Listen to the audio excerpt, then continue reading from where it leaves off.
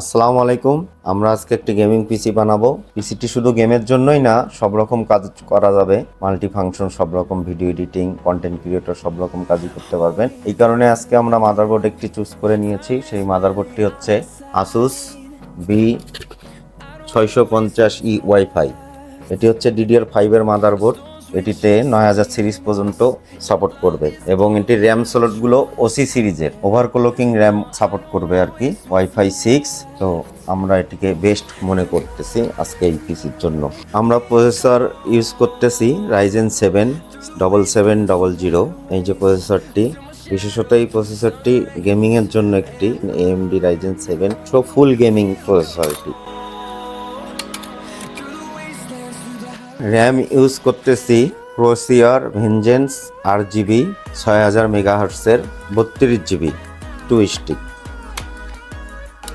আমরা এটির সাথে ইউজ করতেছি SSD খুবই ভালো মানের Lexar NM790 Heatsink 1TB SSD, অনেক ভালো, 5 ইয়ার্স ওয়ারেন্টি।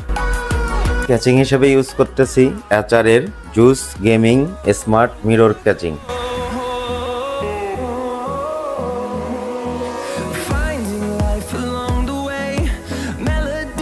প্রসেসর কুলার হিসাবে ইউজ করতেছি AC240YN হোয়াইট কালারের। যেহেতু ক্যাচিং টিউব হোয়াইট কালার, এই কারণে আমরা হোয়াইট কালারের কুলার ফ্যানটা ইউজ করতেছি।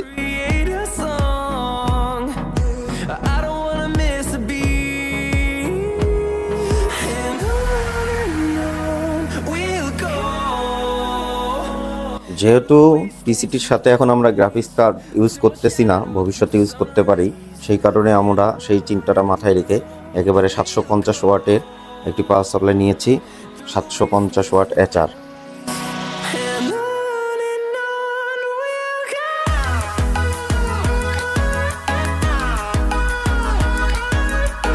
পিসিটি যেহেতু এখন রেডি হয়ে গিয়েছে, তো চলুন আমরা এখন বিরল দেখে নেই।